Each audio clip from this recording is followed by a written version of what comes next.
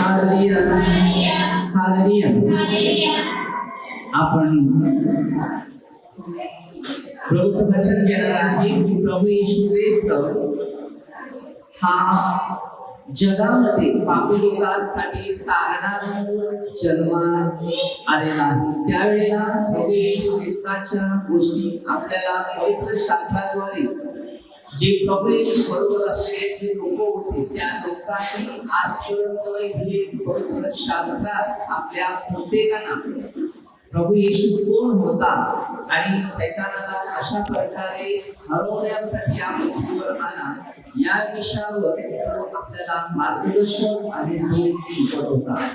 तर त्यांच्या शिक्षणावरून आज आपण शिक्षण सगळे घेत आहोत आणि त्या शिक्षणाद्वारे आपल्या प्रत्येकाला पवित्र आत्म्याच्या प्रेरणेचा अनुभव आपल्याला आला पाहिजे आणि आपण घेतलं पाहिजे आणि आपलं जीवन पवित्र करून स्वर्ग राज्यात प्रवेश केला पाहिजे. तर मध्ये पहिला अध्याय वचन 18 पासून आपण सुरुवात करूया.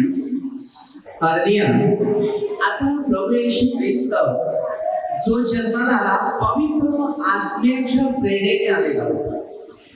जे एंगेजमेंट झालेलं आहे आणि एंगेजमेंट सुरू आहे. संवासात होण्यापूर्वी पवित्र आत्मा स्वर्गातून आत्म्याच्या द्वारे येशू ख्रिस्त हा पवित्र कुमारी असताना तिच्या पोटी येशू ख्रिस्ताचा जन्म झालेला आहे. तो पवित्र आत्म्याने आलेला आहे. आता आपण सगळे जे आहेत ते पवित्र आत्म्याच्या योजनेनुसारच आपण आहोत. आज जर आपण या प्रभूच्या वचनात आणि मंदिरामध्ये जे आपण आहोत ते पवित्र आत्म्याच्या साह्याने व सामर्थ्याने बनलेले. स्वतःचे 127 अध्याय वचन 3 मध्ये दिलेले आहे. संतती हे परमेश्वराने दिलेले दान आहे. आता ही आपण सर्व संतती परमेश्वराच्या इच्छेनुसार झालेली. कुणाच्या प्रभू येशू आज परमेश्वर पिता. आता कोणत्याही एक स्त्री असते तिला माहित नाही मला मुलगा होणार आहे का मुलगी होणार आहे, किंवा त्या बापाला सुद्धा माहिती नाही मुलगा होणार आहे का मुलगी होणार आहे.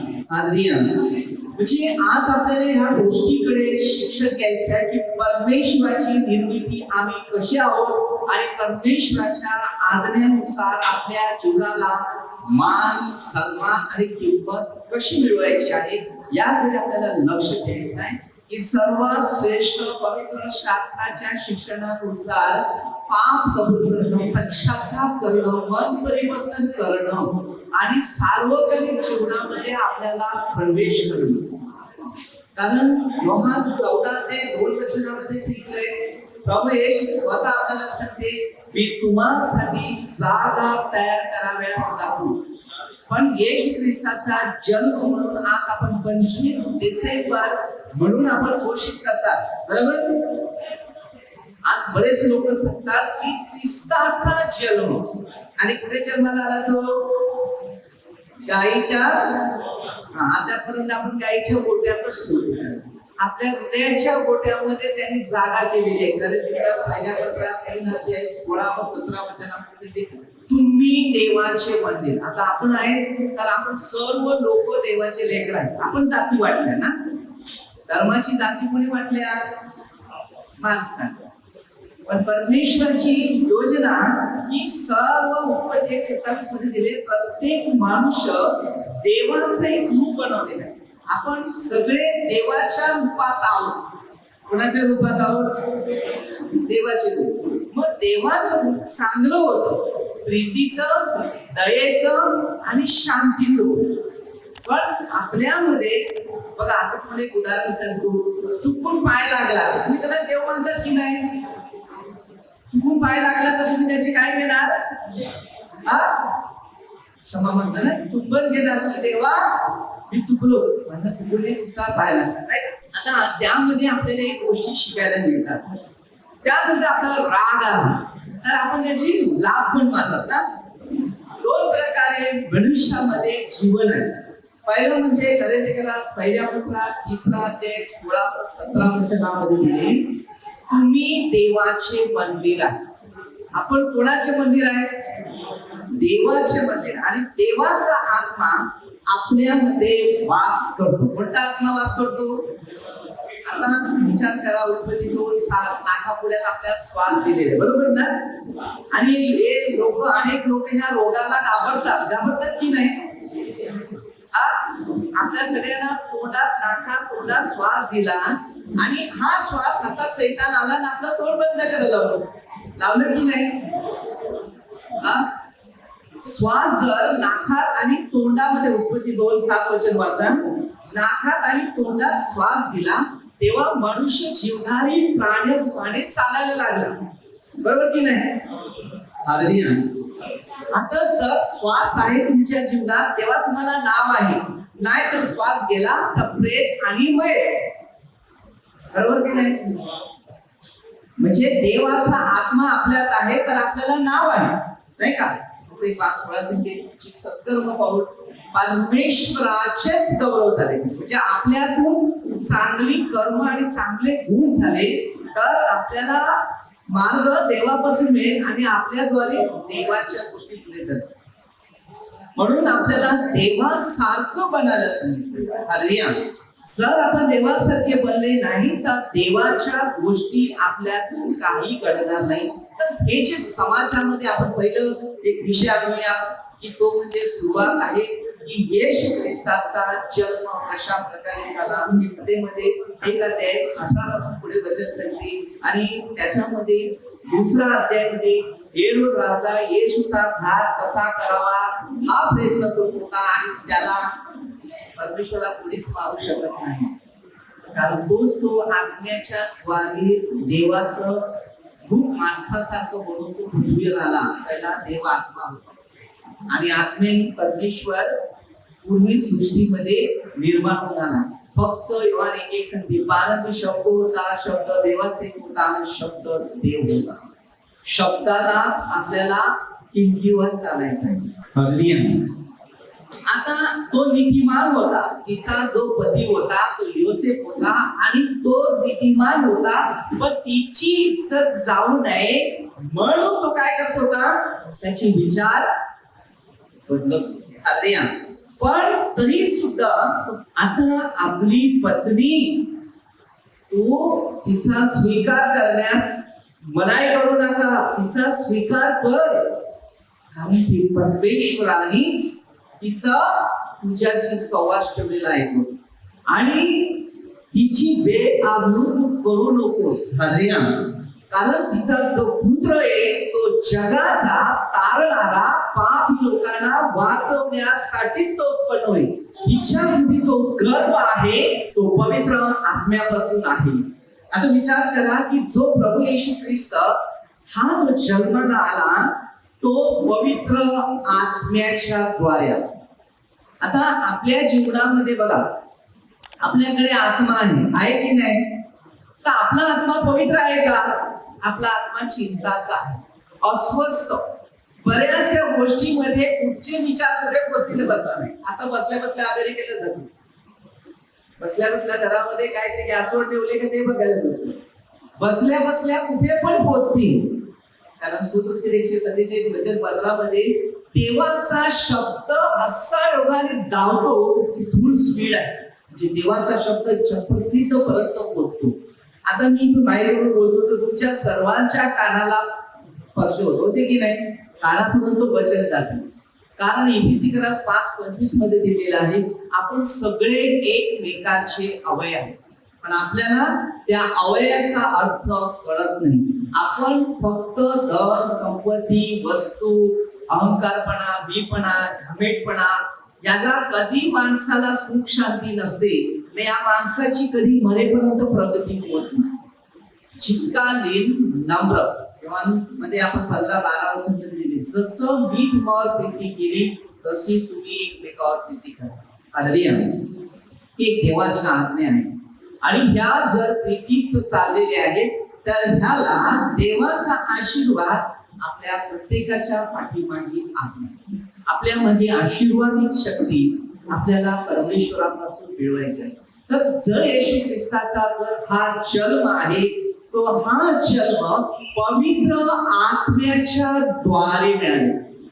आणि पवित्र आत्मा आपल्याला पवित्र बनवण्यासाठी परमेश्वर त्याच्या कृपेत आपल्याला वाढ करतो. म्हणून त्याचा जन्म जो सुरुवात आहे तो जन्म पूर्णपणे युगानुयुगापर्यंत आहे. बराच जन्म उत्पत्ती 1 अध्यायामध्ये सुरुवातीपासून दिलेला आहे. तिला पुत्र होईल तर त्याला कसे लिहिले, च नाव येशू असं ठेव. काय सांगितलं?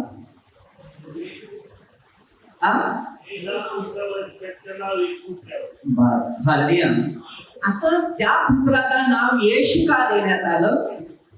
अद्याप आपल्याला बघा मुलगा होणार आहे का मुलगी होणार माहित नाही, परंतु येशू ख्रिस्ताच्या बाबतीत हा इतिहास आपल्याला पुढे बघायचा आहे.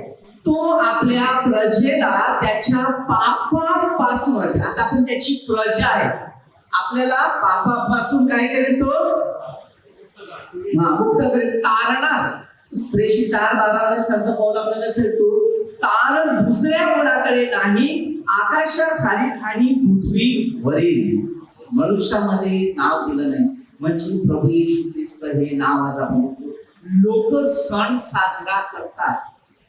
क्रिसमस म्हणजे खूप उत्साहाचा दिवस आहे, पण अद्याप लोकांना क्रिसमसची पूर्ण माहिती मिळालेली नाही.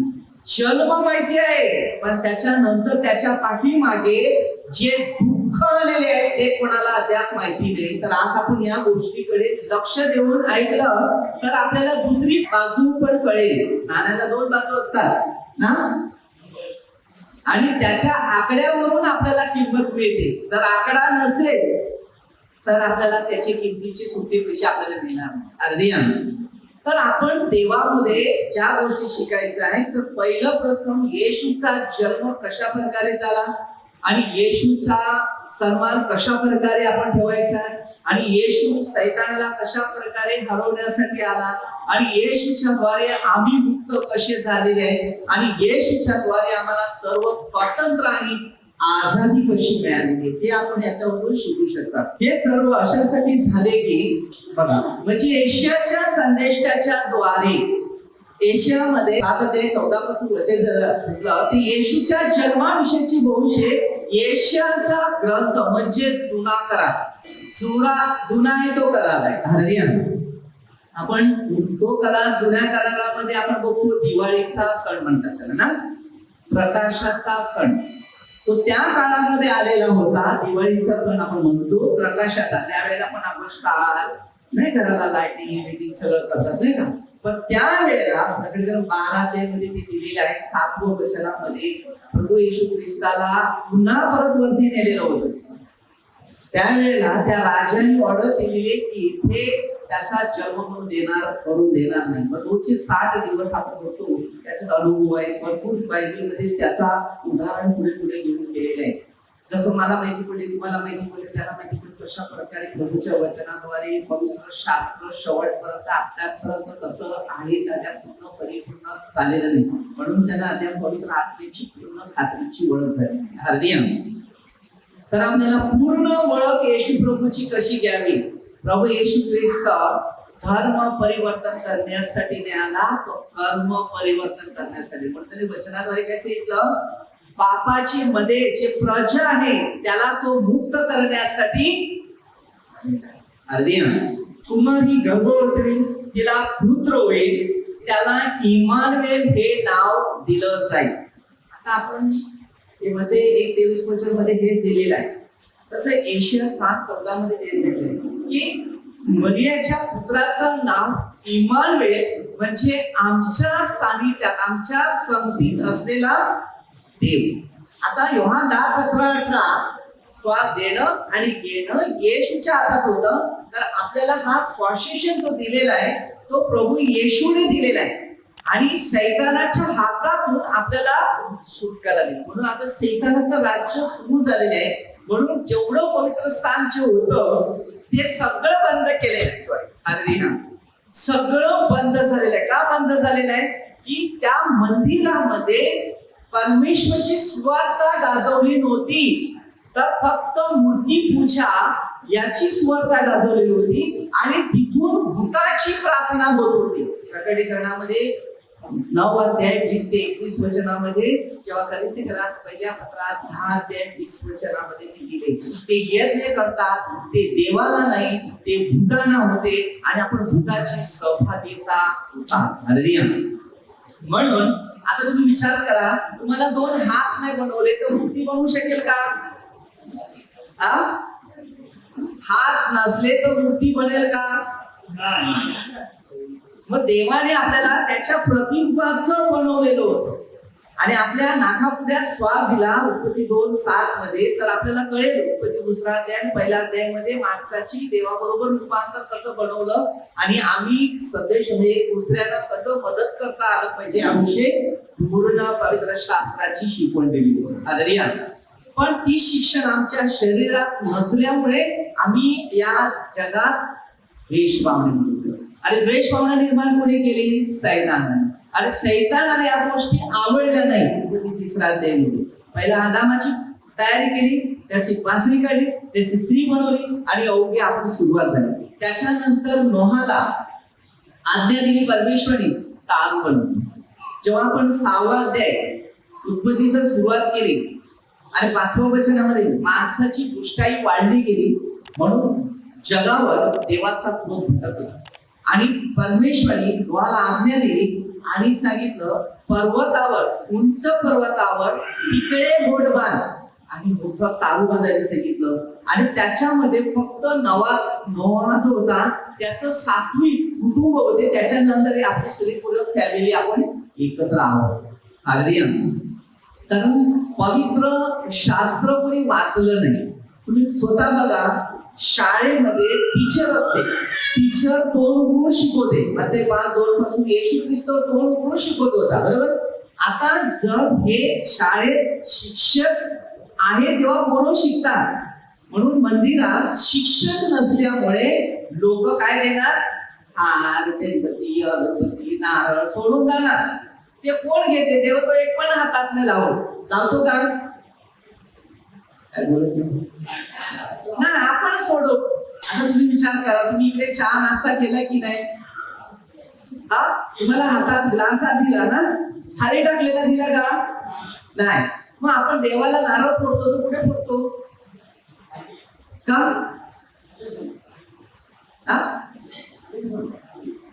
ग्लासात का नेऊन देऊ शकत नाही? म्हणजे त्याला आपण कुत्र्यासारखं खाणं टाकतात.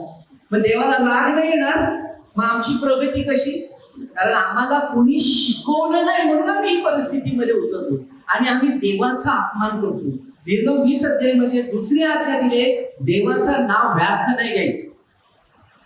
म्हणून आम्ही व्यर्थ घेतो आणि त्यामुळे देवाचे क्रोध आता भटकले आणि त्यामुळे सगळे मंदिरं बंद झाली की नाही?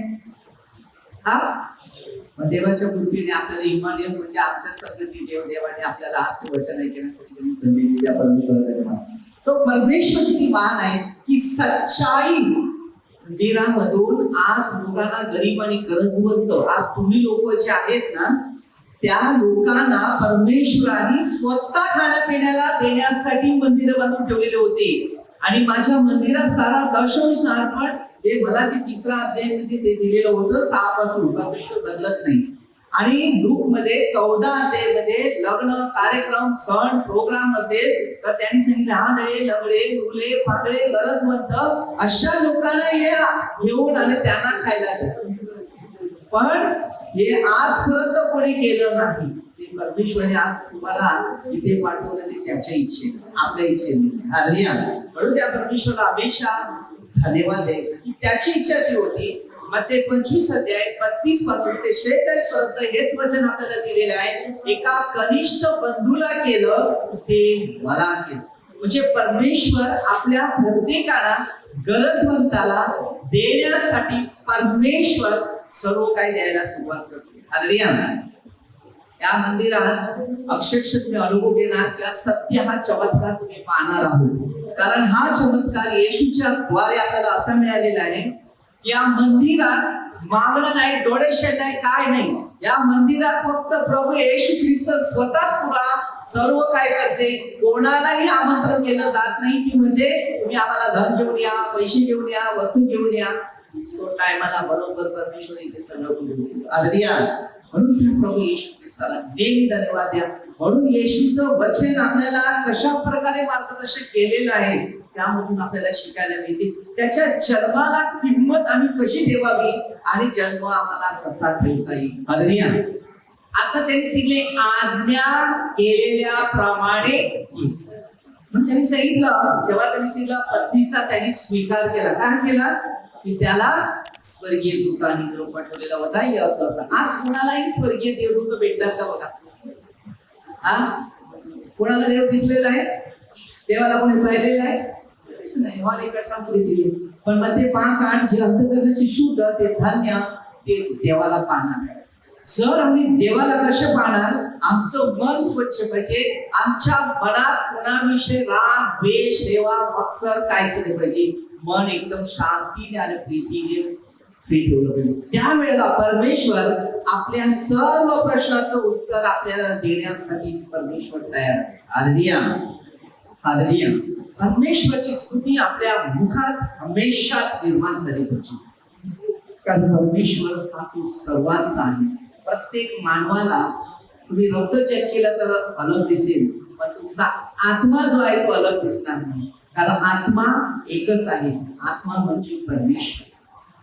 आणि हा आत्मा जर आपल्या शरीरात जर वास करत असेल तर आपल्या शरीराला परमेश्वराच्या दृष्टीने किंमत, सन्मान आणि परमेश्वराची उपस्थितीचा अनुभव येईल. आज आपल्याला ख्रिस्ताची ओळख कशी घ्यायची आहे आणि त्यानंतर येशू ख्रिस्ताच्या जन्मानंतर येशूला कसं दुःख आलं. योसेफ जाणत होता तिला पुत्र होईपर्यंत जाणणारे हा तारणारा जगात आलेला आहे.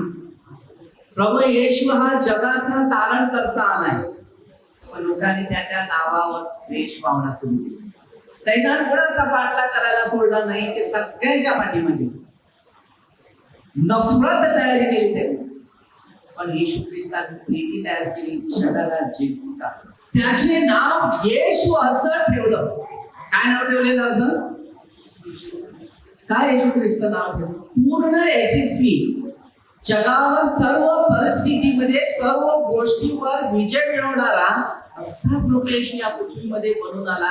आणि सर्वांना तारण्यासाठी कोणाचं मन दुखेल अशा प्रकारे त्यांनी जीवन जगलेलं नाही, तर सर्वांचं हृदय जाणणारा होता. 24 आणि सर्वांच्या हृदयाला स्पर्श करणारा तो प्रभू येशू. हेरोद राजाच्या काळात यहुदातील बेथलेहमात येशूच्या जन्मानंतर पहा, पूर्वेकडून मागील लोक यरूशलेमेस येऊन विचारपूस करू लागले की बघा, येशू ख्रिस्ताचा जन्म झाला आणि त्यानंतर मागील लोक म्हणजे 3 ज्ञानी लोक होते. आणि त्यात शास्त्री म्हणजे एक आपल्या भारत देशातला एक ज्ञानी मनुष्य त्यावेळेला येशू ख्रिस्ताच्या शोधासाठी पण निघाले होते. आणि आज त्या औषधातले अद्याप प्रभूच्या सुवार्तेमध्ये पण लोक आहेत. म्हणजे त्या काळापासून 2020 आता 21 सुरू झालं. येशूचा जन्म आज आपण 25 ला जर विचार केला तर 21 मध्ये एंट्री सुरू झाली. आणि 1 तारखेला राजाचा राजा प्रभूचा प्रभू म्हणजे 1 जानेवारी तो ज्या वेळेला हेरोदाच्या मरणानंतर खरा राजा झाला तेव्हा तो आजपर्यंत 2021 मध्ये सुरू झाला. म्हणून आजच्या दिवसाचा जन्म आणि त्याच्या पाठीमागे येशूची दुःख सुरू झालेली होती. कारण हेरोद राजा याच्या अध्यायामध्ये दिलेला आहे की हेरोद राजा त्याला मारण्याचा प्रयत्न करत होता. कारण त्याला मारून टाकलं तर 20 युगानुयुग राजा बनेल. हा राजा असा होता याला कोणी मारू शकला नाही. कारण एवढा शक्तिवान, एवढा बुद्धिमान आणि एवढा प्रेमळ त्या जगात आजपर्यंत होऊन गेला. पुन्हा येणार आहे तो. आता त्याची येण्याची सुरुवात झाली. जसं प्रारंभी सुरुवात झालेली होती तसं आता येणाऱ्याला त्याची सुरुवात झाली. म्हणून आता लोकांना हा जो रोग आलेला होता एशिया 26 ते 21 तो मरणासाठी आलेला नव्हता. पण लोक म्हणते 24 प्रमाणे भीतीमुळे मेले. कितीतरी लोकांना फोनवर प्रार्थना केली आणि त्यांना करोना झालेला असं सांगितलं, येशूच्या नावाने प्रार्थना केली आणि पापांची क्षमा मागितली आणि ताबडतोब ते मुक्त झाले. आमच्या गावामध्ये पण झालेले, गेलेली केस पूर्ण होती. त्यांना सांगितलं घाबरू नका, तो जिवंत आहे. प्रकटीकरणामध्ये 1 अध्याय जो 17 आणि 18 वचनामध्ये मरणाच्या ना अधोलोकाच्या किल्ले येशू ख्रिस्ताच्या हातात आहे. ज्याला जीवन द्यायचं का नाही द्यायचं त्याच्या हाताखाली, फक्त पश्चाताप करा. एशिया 26:20-21 वचनामध्ये आहे. आणि त्यांना सांगितलं घाबरू नका, काय नाही. आणि तो मनुष्य जिवंत पुन्हा होतो. हालेलुया. अर्नामध्ये कितीतरी अशा साक्ष्या झाल्या. 8 महिन्याच्या मुलीला त्यांना पण कळलं नाही. आणि ते लोक इथे काम होतं, ते त्याचा बाप आणि त्याच्या जोडीला 2 मित्र काम करण्यासाठी आले आणि त्याच्या मुलीला 8 महिन्याची मुली तिला करोना झाली. आणि त्यांनी माझ्या हातात फोन दिला, माझ्या मुलीला करोना झालाय, आशीर्वाद द्या. घाबरू नको, काय नाही होणार. येशूच्या नावाने प्रार्थना केली. आता कुणी पण त्याला अंगाला स्पर्श नाही करायचं, हे नाही करायचं, ते नाही करायचं. आता तसं होते तर मी तर त्या मोबाईलला हात धरलेला होता. अरे मला पण आता याला करंट आलं तर मला पण शॉक लागेल. ज्याकडे मरणाच्या आणि अधोलोकाच्या किल्ल्या ज्या देवाजवळ आहे आणि तो देव जर तुमच्या जोडीला आहे तर तुम्हाला काही होणार नाही. पण तुमच्या मनात जर भीती शिरले तसंच होईल. तुम्ही कोणाला तरी तुम्हाला सांगितलं इकडे भूत उतर, तर रोज तिकडे पाहिलं तर तुम्हाला भूतच दिसेल. कितीतरी लोकांची फोन. माझ्या भावाचा मुलगा एका ऑफिस मध्ये कामाला आहे. तिथे त्याच्या एक मुलगी कामाला आहे, तिथे त्या ऑफिस मध्ये ती कामाला असताना त्यांना आणि तिच्या आईला त्याच्या बाबाला आयसीयू मध्ये टाकलेलं आणि एकदम संपली एक एसी मध्ये घोषित केलं ते. आणि ह्या मुलीने मला फोन केला, असं आहे हे बघ, त्याला पश्चाताप करायला सांग. सर्व मरणाच्या आणि अधोलोकाच्या किल्ल्या त्या परमेश्वराच्या हातात आहे. ज्या देवाकडून तुम्ही पापांची कबुली करणार आणि पश्चाताप करणार, तो परमेश्वर तुम्हाला पापातून मुक्त करणार आणि तुम्हाला बरं करणार. आणि योग्य 3ऱ्या दिवशी ते दोन्ही आयसीयू मधून बाहेर झाले आणि प्रभू येशूच्या नावाने ते जिवंत झाले. हालेलुया. अशा कितीतरी उदाहरणं या लॉकडाऊन मध्ये झालेले आहेत. मी अनेक ठिकाणी गोर गरिबांमध्ये फिरत आहे. लोकांनी मला पण भीती दिली, तुम्हाला जाऊ मी चांगलं करते ना, पेपराच्या पत्रात येईल तेला जर तुम्ही चांगल्याच जास्त बाळगतील तुमचं वाईट होतं. मला प्रभू येशूची जाणीव झालेली आहे, जो जिवंत देव माझ्या बरोबर आहे तर माझं मरण आणि जीवन काय त्याच्या हातात आहे. जी तारीख माझी लिवली ती कोण बदलू शकत नाही. अरे योहानमध्ये 11:25 वचनामध्ये हे जे जीवनाचा अर्थ जो आहे तो अनुभव मी घेतलेला आहे. अरे एक छोटी साक्षी मी तुम्हाला माझ्या आईची सांगतो. आमची आई सुद्धा बाथरूम मध्ये पडली, तिचा हात तुटला, डॉक्टर सुद्धा इकडे बोलवलं, एक्सरे पण काढलेले आम्ही आणि तो हात जोडण्यासाठी फार मुश्किल.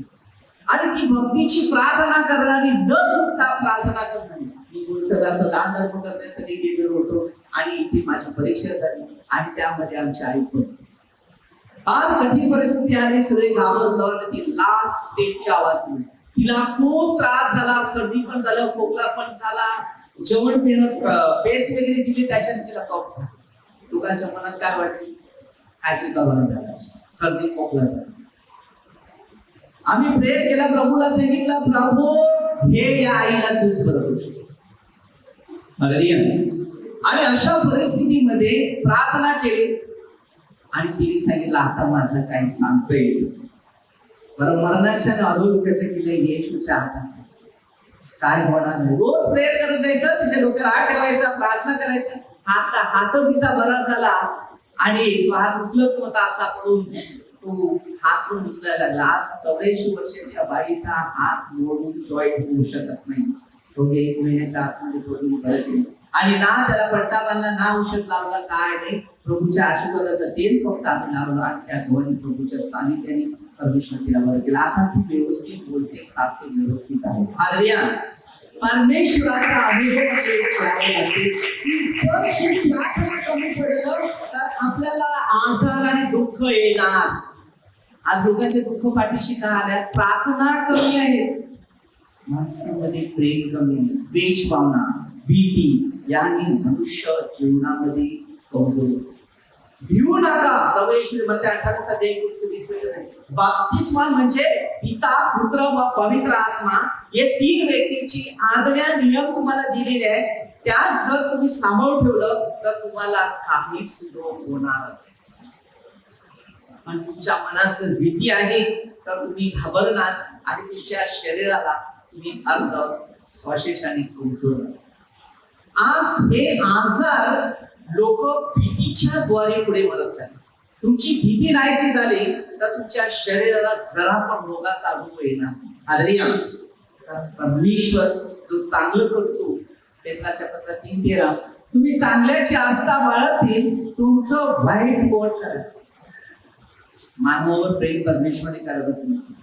गरजवंतांना मदत करण्यास परमेश्वराने शिकवले. आज जर हे शिक्षण आपल्याला मिळालं तर आपल्या जीवनामध्ये प्रत्येकाची प्रगती होईल. आपल्या आजूबाजूला प्रत्येक माणसं श्रीमंत असतात. 4 चपात्या खातात ना, तर 3 खा आणि 1 चपाती आपल्या बाजूवाल्याला दिलं तर कुटुंबातले 4 जण असले ते 4 चपात्याने बाजूवाला मनुष्य पोट भरू शकते. परंतु ते माणसाला बुद्धी ज्ञान नाही, कारण शिकवणारेच नाही. जर शिकवणारे असले तर आपल्या आजूबाजूला कोणी मनुष्य गरीब नाही.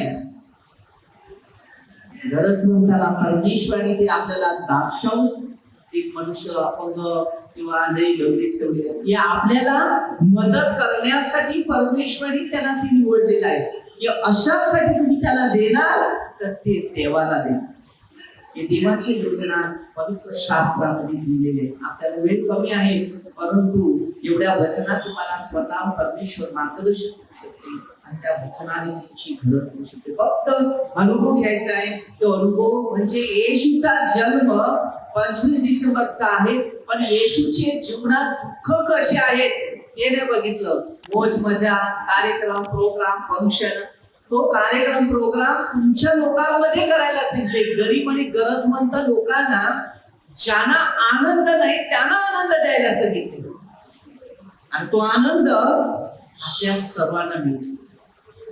जे गरजवंत आहेत, जे दुःखी आहेत, जे निराशात आहेत, जे समस्यात आहेत, जे संकटात आहेत, अशांना परमेश्वराने प्रेम देण्यास शिकवले आहे.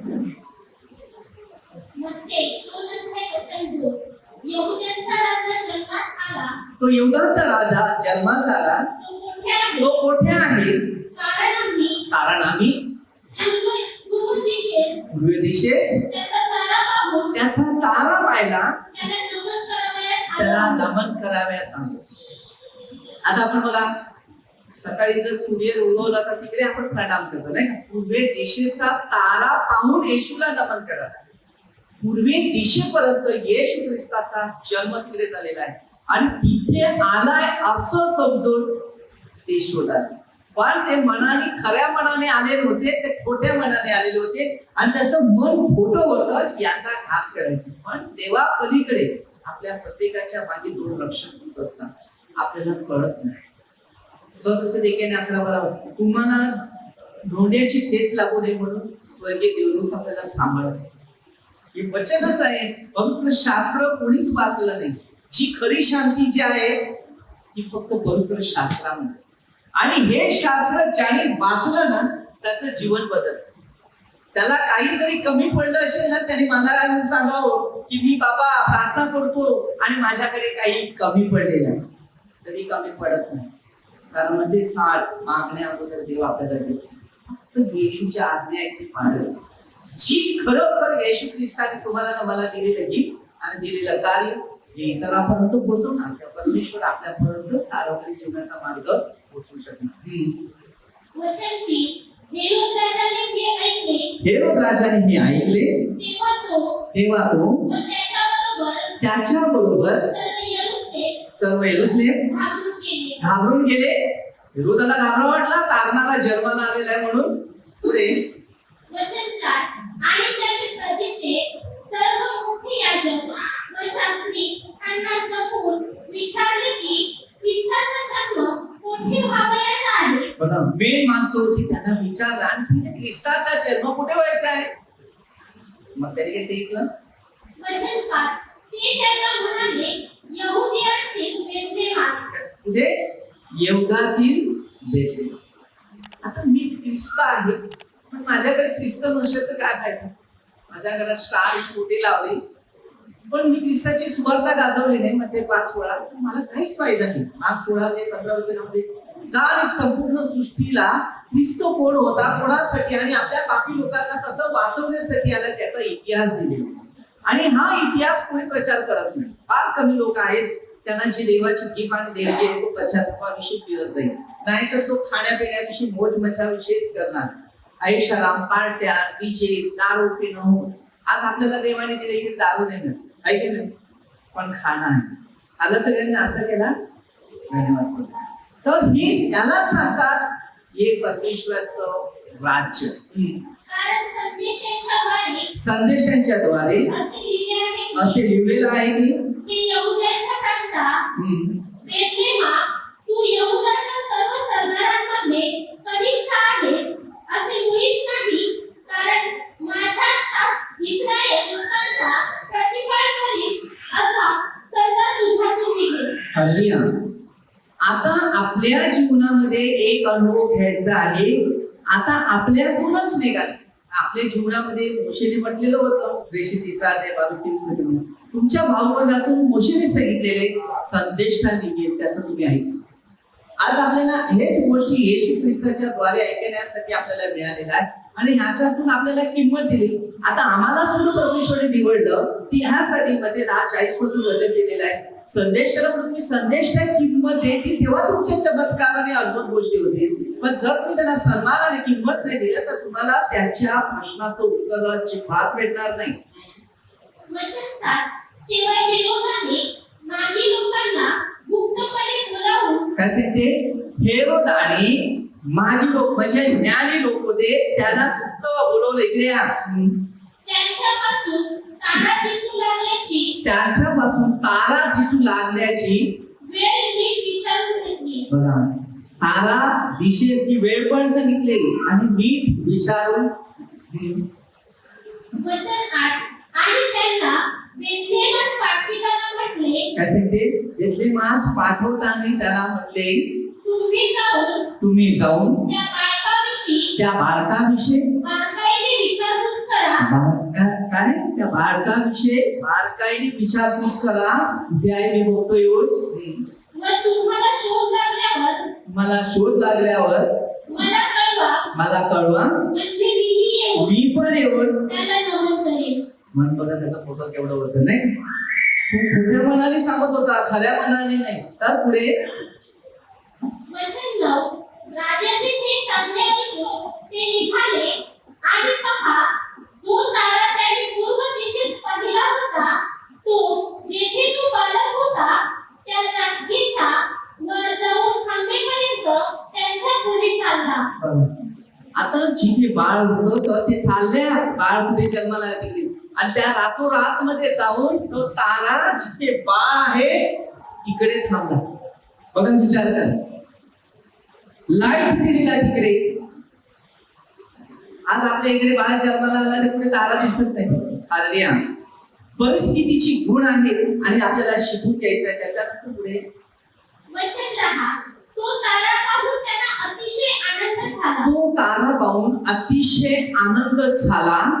वचन 11 नंतर ते त्या घरात गेले. ते त्या घरात गेले. तेव्हा तो बालक आपली आई मरिया तिच्या जवळ असलेल्या त्याने पाहिला, त्याला पाया पडला, त्याला नमन केले आणि आपल्या द्रव्याच्या थैल्या सोडून सोने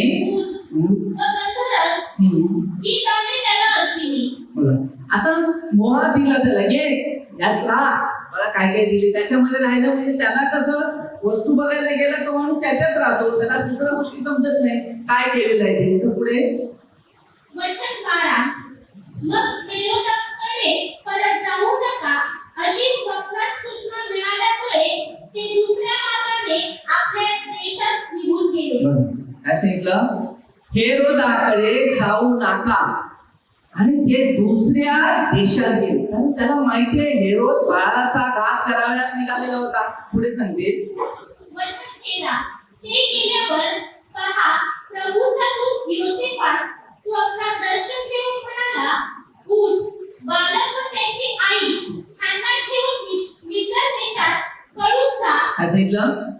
आता बाळाचा जन्म झाला. आता तुम्ही विचार करा, आणि ह्या बाळाला आता मारणार आहे.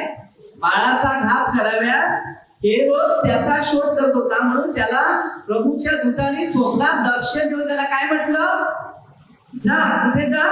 हालेलुया. आता वचनात काय सांगितलं, मिस्र देशात पळून जा, कारण बाळाचा घात कराव्यास हेरोद राजा लढाई करत आहे ना. आणि मी तुला सांगेपर्यंत तेथेच राहा. मी तुला सांगेपर्यंत तिकडेच राहा. कारण बाळकाचा घात करण्यासाठी हेरोद त्याचा शोध करणार आहे. बघा, म्हणजे त्याला मारणार, मारून टाकणार, येशू ख्रिस्ताला मारणार, म्हणून त्यांनी काय सांगितले, बाळकाचा घात कराव्यास हेरोद शोध करत आहे. तर मी सांगेपर्यंत तिकडेच राहा. पुढे वचन 14. मग तो उठला आणि बालक व त्याची आई यांना घेऊन रातोरात मिस्र देशात निघून गेला. आता इथून दुसऱ्या देशात जायला काय ताबडतोब जाणार आहे का? एका बाई आपल्या बाळाला जन्म देते आणि तिला सांगितलं की तुला आताच्या आता मुंबई हॉस्पिटलला न्यायला गेली, विरारवर घाबरा होईल की नाही, पेढे वाटतील, किंवा एक गुंडा येणार आहे तुझ्या मुलाला मारणार आहे, तर पेढे वाटणार, क्रिसमस सण साजरा करणार, नाही ना करणार. हल्ली आम्ही करत नाही, पण यावर्षी तुमच्यासाठी आम्ही स्पेशल केला. तर प्रभूने काही सांगितलेले, जे गरीब लोक गरजवंत आहेत अशा लोकांना आणि देवाने आम्हाला ही संधी दिली, त्यामुळे देवाच्या आभार. तर नाहीतर आम्ही क्रिसमसचा सणाला कधीच कार्यक्रम करत नाही, प्रार्थना ठेवत होते पण प्रोग्राम नाही, साधं नॉर्मली जेवण खायचे, असं दिवस होते. हालेलुया. कारण आम्हाला येशूची ओळख झालेली आहे, जो आपला तारणारा, आणि त्या दिवशी त्याचे किती हाल झाले, त्याच्या आईचे किती हाल झाले. जी बाई बाळाला जन्म देते आणि तिला सांगितलं आताच्या आता या परिस्थितीमध्ये घेऊन जा, तिचं कंडिशन कसं असेल, आणि ते काय मोटरसायकलवर घेऊन आपल्या कार मध्ये घेऊन जाणार आहेत का? त्या टायमाला गाढवावर घेऊन जाणार. त्या बाईची परिस्थिती काय झाली असेल, हे जर बायबलचं वचन जर आम्ही आत्मसात केलं असेल तर आम्हाला ख्रिसमसची आठवण राहील की आम्ही करतो तो चुकीचं. येशूचा जन्म माहिती आहे, पण त्याच्यानंतर ज्या आईला दुःख आणि त्या येशू ख्रिस्ताला थंडीच्या टायमामध्ये, भीतीच्या टायमामध्ये मारायला. आता तुम्ही विचार करा ना की आपल्याला हा आजार आलाय तर एकमेकाच्या अंगाला अंग नाही लागलं पाहिजे, याच्या भीती आहे का नाही माणसामध्ये? त्याला मारण्याची भीती दिलेली होती, मारून टाकणार. आणि ही परिस्थिती म्हणजे उद्याच्या दिवसामध्ये 26 आमच्या इकडे काही बाया, त्यांना बायकांचा सण म्हणतात, बायकांचा सण नाही, त्या बायकांची केलेली सहनशीलता. म्हणजे त्या बायांनी आपल्या 2 वर्षा मुलांना हत्या केलेली, त्याच्या आईच्या सोबत मुलांना मारलेल्या. वचन पुढे वाचायला मिळेल तुम्हाला. वचन 15. आणि हेरोदाच्या मरणापर्यंत तेथे राहिला. हेरोदाच्या मरणापर्यंत तिकडे राहिला. मी आपल्या पुत्रांना मिस्र देशातून बोलावलेले आहे. मिस्र देशातून बोलवलेला आहे. हे प्रभूने संदेश त्याच्याद्वारे जे सांगितलेले होते ते पूर्ण व्हावे म्हणून असं झालं. पूर्ण व्हावे म्हणून असं झालं. वचन 16. तेव्हा मागी लोकांनी आपल्याला फसविले. कसे ते मागी लोकांनी आम्हाला फसवलं हे पाहून हेरोद अतिशय संतापला.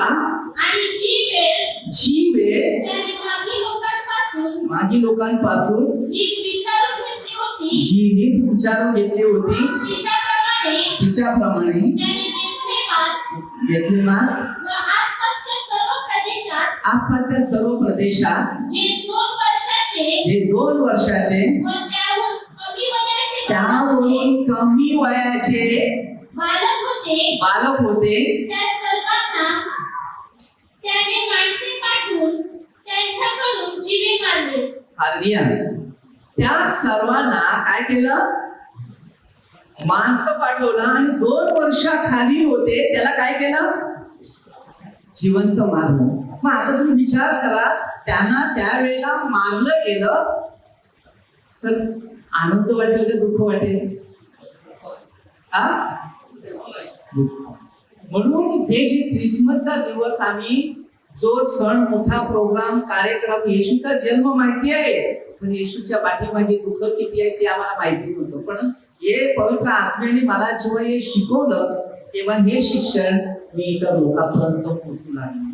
नाहीतर मी पण पूर्वी ते ख्रिसमस ते खोटे होते, इकडे गोटा तिकडे गोटा, असं करायचं तसं करायचं, मस्तपैकी स्टार लावायचे, लाइटिंग लावायचे, डुप्लिकेट सगळं हे आणायचं, काय ते मूर्त्या आणि उभ्या करायच्या आणि गहू घ्यायचं आणि गहू आणून त्याच्यात टाकायचे आणि त्याला चारा, तिथे चारा बनला दुसरा करतो असा मी करतो, मला माहिती नाही. जेव्हा प्रभूने मला शिकवलं या प्रार्थनेच्या वातावरणामध्ये पवित्र आत्म्याच्या साह्याने, आणि तेव्हा मला समजलं, तेव्हा 32 सत्य समजेल सत्य तुला बंधनातून मुक्त करेल. जेव्हा मला सत्य मिळालं तेव्हा त्या बंधनातून मुक्त केलं, आणि हेच लोकांना बंधनातून मुक्त करण्यास सांगत आहे की हा सण नाही तर 1 जानेवारीचा जो सण आहे तो पूर्ण राजा आहे. त्याचा आजपर्यंत एक कॅलेंडर जग जाहीर आणि जगामध्ये, जगात भरपूर राज्य आहेत, राजाचा राजा आणि प्रभूचा प्रभू हा येशू ख्रिस्त, या राजाचं कॅलेंडर आजपर्यंत जिवंत आहे. म्हणून विचार करा त्याच्यात काय दिलेलं. वचन 17:18 इर्मया इर्मयाच्या संदेशाच्या द्वारे जे सांगितलेले होते ते त्या समयी पूर्ण झाले. आज आपल्या जीवनामध्ये शिकायचं आहे. म्हणून प्रभू येशू ख्रिस्ताच्या गोष्टी म्हणते पहिला अध्याय दुसरा अध्याय, त्याच्यामध्ये ही सर्व गोष्टी दिलेल्या आणि एशिया 7:14. तर आपल्याला प्रभू येशू ख्रिस्ताच्या कृपेचा जो अनुभव आहे तो आपल्याला घ्यायचा आहे आणि त्याच्यातून पवित्र आत्मा आपल्यामध्ये उतरवायचा आहे. म्हणून जिथे पवित्र आत्मा आमच्यामध्ये कार्य करताय तिथे आम्हाला परमेश्वराच्या मार्गात जाण्याची तयारी करायची आहे. Hallelujah, hallelujah, hallelujah.